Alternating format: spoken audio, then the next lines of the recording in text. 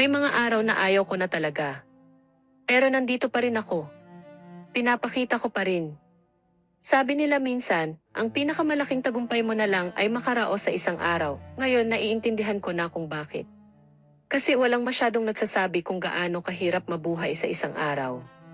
Kapag mabigat ang isip, kapagod ang puso, kapag pati maliliit na bagay parang sobra na. At kailangan kong sabihin to ng malinaw. Hindi ako laging malakas. Pero nandito pa rin ako. At malaking bagay yon. Proud ako sa sarili ko, hindi lang sa mga naabot ko. Kundi sa mga araw na hindi ako sumuko sa sarili ko.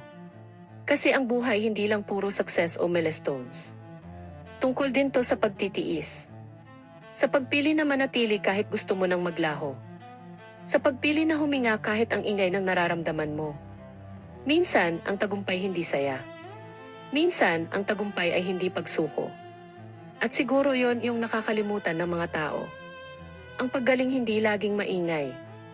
Minsan tahimik lang. Minsan mukha lang siyang kinaya mo yung moment na akala mo sisirain ka na. Kaya kung ang nagawa mo lang ngayong araw ay kinaya mo yon, hindi yon maliit. Lakas yon.